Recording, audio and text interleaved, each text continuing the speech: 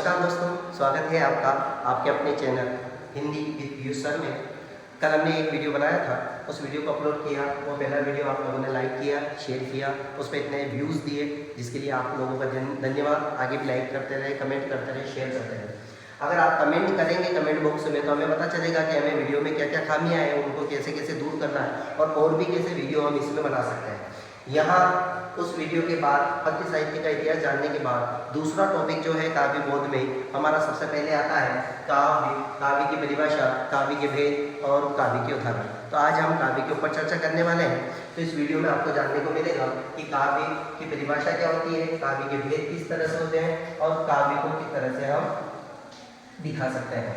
तो यहाँ आपको ध्यान में रखना है कि काव्य की परिभाषा, काव्य के भेद और काव्य के उदाहरण। तो जानते हैं, आइए काव्य को जानते हैं। तो काव्य में पहली परिभाषा काव्य की है कि छंदबद्ध रचना काव्य कहलाती है। छंदबद्ध रचना मतलब जिसमें छंदों का प्रयोग होता है वही रचना क्या कहलाती है, काव्य कहलाती है। यहाँ आचार्य विश्वनाथ ने काव्य को परिभाषित करते हुए लिखा, रसात्मकम वाक्यम काव्यम, यानी रस से युक्त वाक्य ही क्या होता है, काव्य। और रस का मतलब क्या होता है, आनंद। मतलब आप जितने भी आनंद से किसी भी कविता को पढ़ते हैं और उस आनंद की अनुभूति, उस काव्य रसास्वादन के साथ काव्य को पढ़ते हैं तो वह रस से युक्त वाक्य भी क्या कहलाता है, काव्य कहलाता है। दूसरी परिभाषा यहाँ पंडित जगन्नाथ की लेंगे हम। पंडित जगन्नाथ ने कहा, रमणीय अर्थ का प्रतिपादन करने वाला शब्द भी क्या होता है, काव्य होता है। तो रमणीय अर्थ का प्रतिपादन करने वाला वाक्य, यानी इसको कैसे देखेंगे, रमणीयार्थ प्रतिपादकम शब्दम काव्यम। रमणीय अर्थ का प्रतिपादन करने वाला शब्द भी क्या होता है, काव्य होता है। तो दो परिभाषाएं आप पॉसिबली याद रखें, एक आचार्य विश्वनाथ की और दूसरी आप याद रख सकते हैं पंडित जगन्नाथ की। पंडित जगन्नाथ ने भी काव्य की परिभाषा देते हुए बताया है कि रमणीयार्थ प्रतिपादकम शब्दम काव्यम, यानी रमणीय अर्थ का प्रतिपादन करने वाला शब्द या वाक्य भी क्या होता है, काव्य होता है। अब आचार्य रामचंद्र शुक्ल के अनुसार यह दिया हुआ है कि कविता शेष सृष्टि के साथ हमारे रागात्मक संबंधों की रक्षा और निवाह करने का साधन है। वह इस जगत के अनंत रूपों, अनंत व्यापारों और अनंत चेष्टाओं के साथ हमारे मन की भावनाओं को जोड़ने का कार्य करती है। मतलब आचार्य रामचंद्र शुक्ल ने बताया कि कविता एक साधन है, हम मनुष्य हैं और सृष्टि के बीच में एक रागात्मक संबंध होता है। उस संबंध का निर्वहन करने वाला जो साधन होता है वह साधन ही हमारी क्या कहलाती है, कविता कहलाती है। तो आपको स्पष्ट होगा कि काव्य किसे कहते हैं। काव्य का आपको सीधा सीधा अर्थ याद होना चाहिए, कविता। और इसकी दो परिभाषाएं आप याद रख सकते हैं, एक आचार्य विश्वनाथ की और एक पंडित जगन्नाथ की। क्योंकि आचार्य रामचंद्र शुक्ल की परिभाषा गद्य के अनुसार है और पंडित जगन्नाथ और आचार्य विश्वनाथ की जो परिभाषा है वो पद्य के अनुसार है। तो आप दोनों में से, तीनों में से कोई सी भी परिभाषा है याद कर सकते हैं। आगे आते हम कि काव्य के भेद कितने होते हैं, कितने भेद माने जाते हैं। तो हम इसको थोड़ा सा देखेंगे कि काव्य के कितने भेद होते हैं और कितने भेद माने गए हैं। थोड़ा सा हम इस पर जूम कर लेंगे यहाँ से, तो ये दिखाई देगा आपको स्पष्ट रूप से। काव्य के भेद, काव्य के जो भेद होते हैं वो अलग अलग मान्यताओं में, अलग अलग विद्वानों के अनुसार अलग अलग भेद माने गए हैं। हमें यहाँ पे काव्य के दो भेद देखने हैं। पहला भेद होता है यहाँ पर श्रव्य काव्य और दूसरा भेद होता है दृश्य काव्य। श्रव्य काव्य किसे कहते हैं और दृश्य काव्य किसे कहते हैं, इसको यहाँ पर देखेंगे आपको समझ में आएगा। पहला देते हैं श्रव्य काव्य। तो श्रव्य काव्य, जिस काव्य को पढ़कर या सुनकर आनंद प्राप्त किया जाए वह श्रव्य काव्य कहलाता है। श्रव्य काव्य के दो भेद माने गए। अब श्रव्य काव्य को कैसे देखेंगे, कविता को यदि आप पढ़ रहे हैं या उसे सुन रहे हैं तो वह श्रव्य इंद्री उसमें काम आती है। तो काव्य की परिभाषा में पहला जो भेद है श्रव्य काव्य, उसमें आपको देखना है कि जब कविता को पढ़कर या सुनकर ज्ञान प्राप्त किया जाता है तो सीधा सीधा वो कौन सा काव्य कहलाता है, श्रव्य काव्य। अब दूसरा काव्य आता है दृश्य काव्य। जिस प्रकार से आप देखकर और सुनकर ज्ञान प्राप्त कर रहे हैं या कविता का रसास्वादन कर रहे हैं, उसी प्रकार से आप उसे देख भी सकते हैं। तो देखकर ज्ञान प्राप्त करना या पढ़कर ज्ञान प्राप्त करना वह आता है दृश्य काव्य में। तो काव्य के दो भेद आपको याद रखने हैं, दृश्य काव्य और श्रव्य काव्य। तीसरा इसमें हम देखते हैं कि श्रव्य काव्य के और भेद यहाँ पे आपको देखने को मिलेंगे।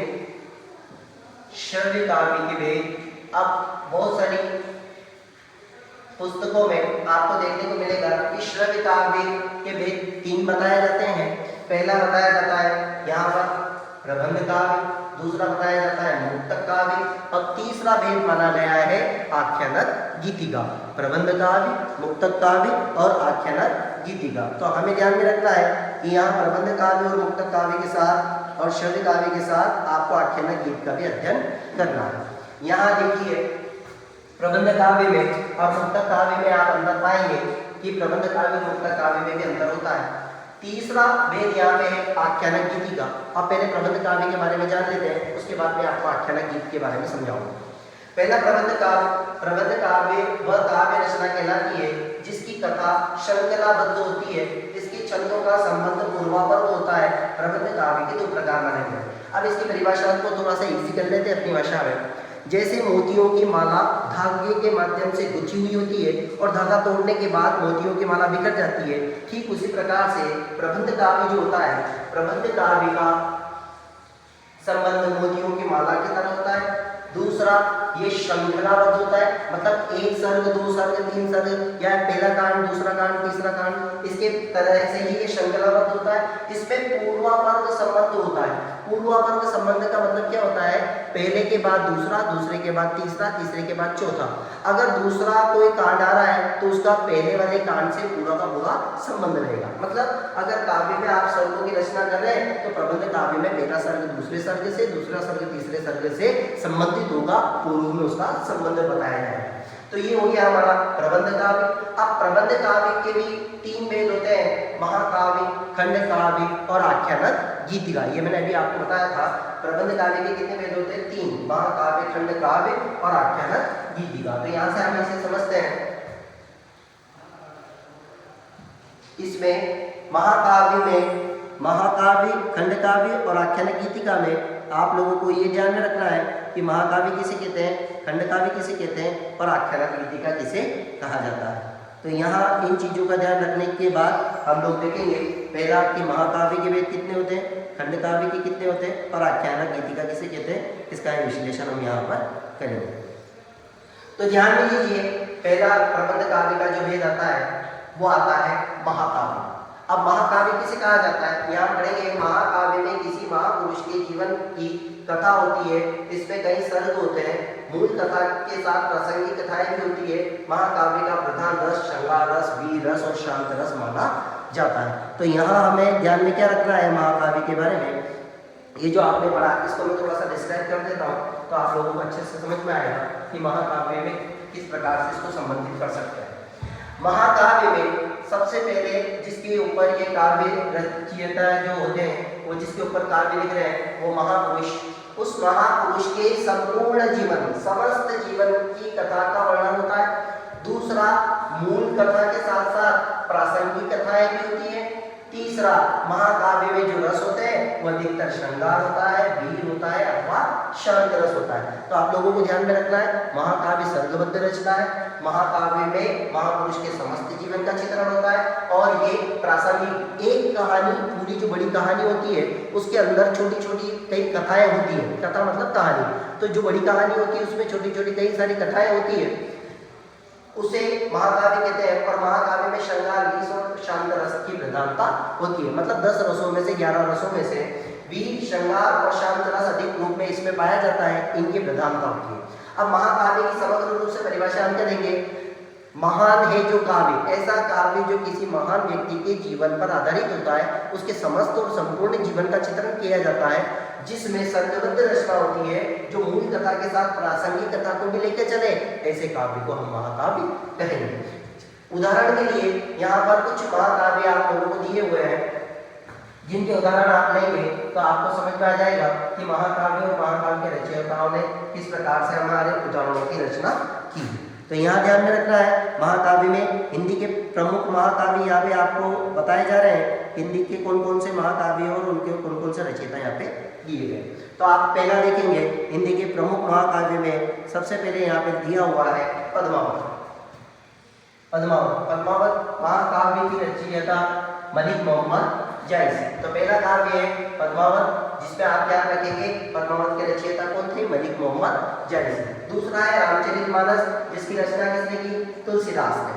फिर रामचंद्रिका केशवदास, प्रिय प्रवास अयोध्या सिंह उपाध्याय हरिरोध, साकेत, मैथिली शरण गुप्त, कामायनी, जयशंकर प्रसाद। मोस्टली परीक्षा में कम से कम 2 महाकाव्य और उनके रचयिताओं के नाम पूछे जाते हैं। तो आप सबसे बड़ा जो महाकाव्य है उसको याद रखें, रामचरितमानस। इधर रामचरितमानस को जो तुलसीदास इसके रचयिता है।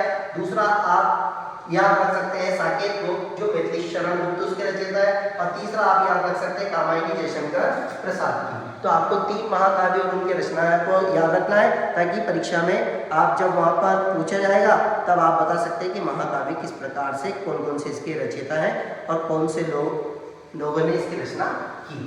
अब यहाँ देखते हैं इनके खंड काव्य। खंड काव्य में जीवन का खंड का चित्रण होता है। इसका नायक पहला ध्यान रखना है, जीवन के एक खंड का चित्रण होता है। यहाँ हम ध्यान रखेंगे खंड काव्य में जीवन के एक खंड का चित्रण किया जाता है। इसका नायक यशस्वी होता है, इसमें सीमित कलेवर होता है और इसकी कथा अपने आप में पूर्ण होती है। अब महाकाव्य में आपने देखा था कि महाकाव्य की कथा विस्तृत होती है, इसका पूरा उल्टा है। महाकाव्य की कथा विस्तृत होती है, उसमें जीवन का संपूर्ण जीवन का चित्रण, इसमें जीवन के किसी एक खंड का चित्रण होता है। इसकी कथा पूर्ण होती है, मतलब इसमें छोटी छोटी दूसरी कथाएं नहीं होगी। तो इसका सार रूप में आप देख सकते हैं कि खंड काव्य किसे कहते हैं, जिसमें जीवन के किसी एक खंड का चित्रण हो, उसका नायक यशस्वी हो, इसका कलेवर सीमित हो और उसकी कथा अपने आप में क्या होती है, पूर्ण होती है। अब यहाँ कुछ महाकाव्य और कुछ खंड काव्य, जैसे आपने महाकाव्य देखा है, ठीक इसी प्रकार से कुछ खंड काव्य के रचयिताओं के नाम यहाँ पे दिए हुए हैं। तो वो आप देखेंगे, आप लोगों को समझ में आएगा कि प्रमुख खंड काव्य और उनके रचयिताओं के नाम। तो पहला नाम आप यहाँ पर निकल कर सामने आता है सुदामा चरित। सुदामा चरित मेरा नाम आता है और उसके रचयिता कौन है, नरोत्तम दास। दूसरा याद कर सकते हैं पंचवटी मैथिली शरण गुप्त। इन रचनाओं में आप लोगों को ध्यान में रखना है कि सुदामा चरित जो है वो नरोत्तम दास का है। थोड़ा सा स्क्रॉल नहीं हो रहा है। हाँ, सुदामा चरित जो है वो नरोत्तम दास का है। फिर दूसरा हम देखेंगे मैथिली शरण गुप्त का पंचवटी। तीसरा पथिक याद रखना है आपको राम नरेश त्रिपाठी का। और यहाँ पर हल्दी घाटी याद रख सकते हैं श्याम नारायण पांडे का। तो ये कुछ रचनाएं हैं जो महाकाव्य और खंड काव्य की आपको याद में रखनी है। अब अगला आता है यहाँ खंड काव्य के रचयिताओं में किन रचयिताओं को आप शामिल करें ताकि आप लोगों को वो मोस्ट इंपोर्टेंट कुछ रचनाकार याद रहे। तो वहां पूछा जाएगा कि किन्हीं 2 महाकाव्यों और खंड काव्यों के नाम लिखिए। किन्हीं 2 महाकाव्यों और खंड काव्यों के 2 महाकाव्यों और 2 खंड काव्यों के और उनके रचयिताओं के नाम पूछे जाएंगे। तो खंड काव्य महाकाव्य में आप याद रखें तुलसीदास, रामचरितमानस और साकेत, मैथिली शरण गुप्त, कामायनी, जयशंकर प्रसाद। ठीक इसी प्रकार से खंड काव्य में आप याद रख सकते हैं उसी प्रकार को मैथिली शरण गुप्त, पंचवटी, ठीक, हल्दी घाटी, श्याम नारायण पांडे और अभी मैंने आपको बताया था पथिक राम नरेश त्रिपाठी निराला। इसी के साथ सुदामा चरित को याद रखना है नरोत्तम दास के साथ, भस्मासुर को याद रखना है नागार्जुन के साथ और कुरुक्षेत्र को याद रखना है रामधारी दिनकर के साथ। तो यहाँ आपने देखा कि कुछ खंड काव्य और कुछ महाकाव्य के रचयिताओं और उनके नाम आपने को देखे। और इसके साथ ही हम लोग आगे इसको डिस्क्राइब करेंगे। तो हम लोग देखेंगे कि प्रबंध काव्य में मैंने आपको महाकाव्य और खंड काव्य के बाद बताया था कि प्रबंध काव्य का तीसरा भेद भी होता है जो कुछ लोग उसमें डिस्क्राइब नहीं करते अपनी डेफिनेशन में। तो हमें ध्यान में रखना है प्रबंध काव्य का तीसरा महत्वपूर्ण भेद होता है आख्यानक गीति का या आख्यानक गीत, जो अभी कक्षा 9 से लेकर 12 तक सभी को पढ़ना अनिवार्य है और उनके सिलेबस में उनके पाठ्यक्रम में। आख्यानक गीत क्या होता है, जब हम किसी महापुरुष की जीवन की गाथा को, कहानी को गीत के माध्यम से गाकर बताया जाए तो वह क्या कहलाती है, आख्यानक गीत। अब इसको कैसे समझेंगे, आख्यान का मतलब होता है कहानी। आख्यान का मतलब हम यहाँ किससे लेंगे, कहानी से। आख्यान का मतलब होता है कहानी और गीत का मतलब होता है गाना।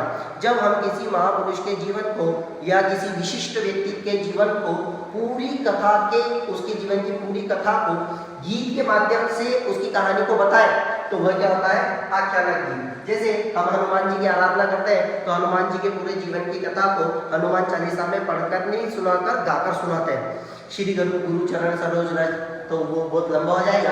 आप लोगों को बताया हनुमान चालीसा में हम देखते हैं कि उनके जीवन की कहानी को गीत के माध्यम से बताते हैं, इसलिए उनको आख्यानक गीत कहते हैं। दूसरा एक इसका उदाहरण है बुंदेलो हर बोलो के मुँह हमने सुनी कहानी थी। खूब लड़ी मर्दानी हो तो झांसी वाली रानी की, यानी झांसी वाली रानी की जो कहानी है वह भी हम कैसे बता रहे हैं, गीत के माध्यम से बता रहे हैं। हनुमान चालीसा में हनुमान जी के जो जीवन की कथा है उसको कैसे बता रहे हैं, गीत के माध्यम से बता रहे हैं। तो ये सारी चीजें क्या कहलाती है, आख्यान की। तो आपको ध्यान में रखना है, किसी महापुरुष के जीवन की कथा को यदि हम गाकर प्रस्तुत करते हैं तो वह पूरा आख्यानक गीत कहलाता है। तो महाकाव्य का या महाकाव्य खंड काव्य के बाद प्रबंध काव्य का तीसरा जो वेद होता है वह होता है आख्यानक गीतिका। अब यहाँ देखते हैं, आपने प्रबंध काव्य पढ़ा है, प्रबंध काव्य के 3 वेद पढ़े हैं, महाकाव्य, खंड काव्य और आख्यानक गीतिका। अब यहाँ पर अपन पढ़ते हैं मुक्तक काव्य का जो दूसरा है महत्वपूर्ण, श्रव्य काव्य का जो दूसरा महत्वपूर्ण वेद होता है वह होता है मुक्तक काव्य। अब आप इसमें देखेंगे कि मुक्तक काव्य किसे कहते हैं या मुक्तक काव्य की क्या परिभाषा हो सकती है, तो उसको आपको ध्यान में रखना है कि मुक्तक काव्य किसे कहते हैं और ये किस तरह से इसकी रचना की जाती है।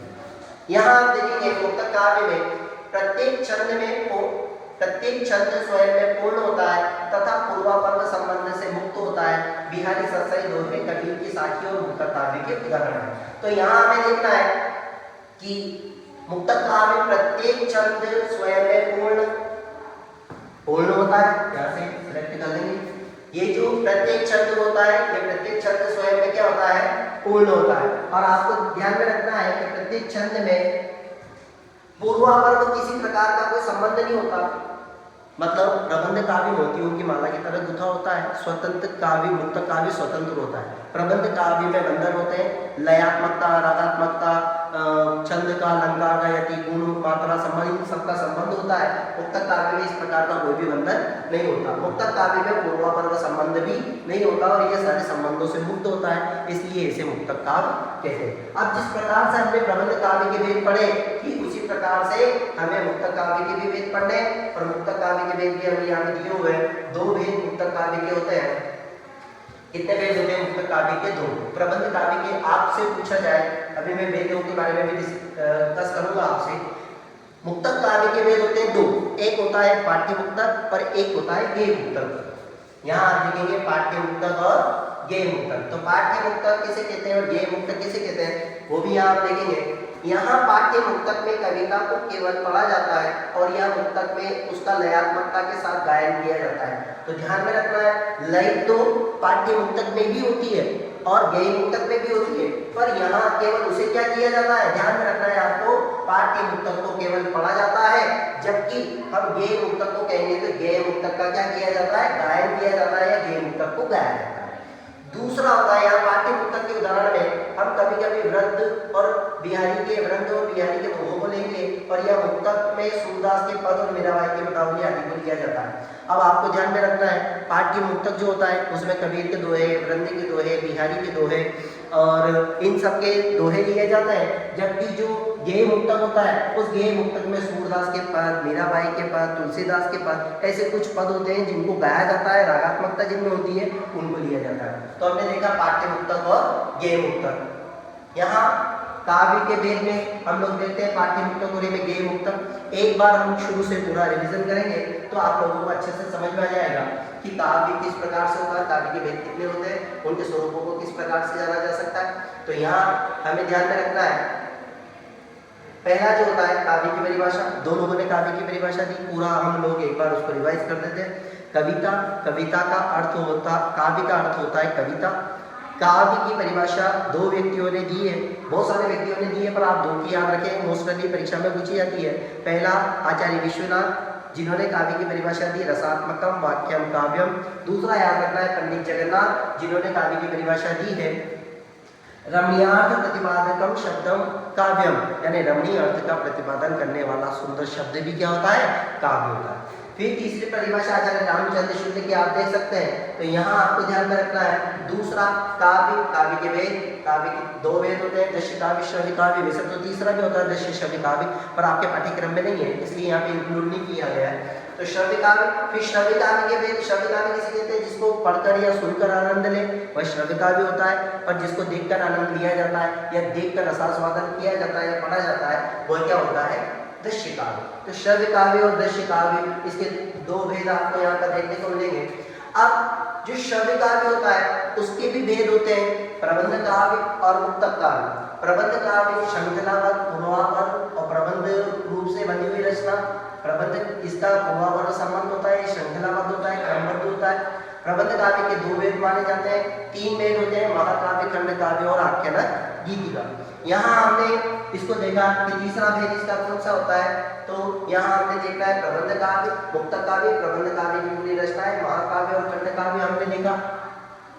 उसके बाद आपको ध्यान में रखना है कि इसमें प्रबंध काव्य के बाद प्रबंध काव्य का पहला भेद महाकाव्य, जिसमें महापुरुष के समस्त जीवन का चित्रण, दूसरा उसकी मूल कथा के साथ प्रासंगिक कथा होती है, इसमें श्रृंगार रस, वीर रस और शांत रस की प्रधानता होती है, इसमें सर्गबद्ध रचना है। और यहाँ हिंदी के प्रमुख महाकाव्यों में रामचरितमानस तुलसीदास को याद रखना है, साकेत मैथिलीशरण गुप्त को याद रखना है और कामायनी जयशंकर प्रसाद को याद रखना है।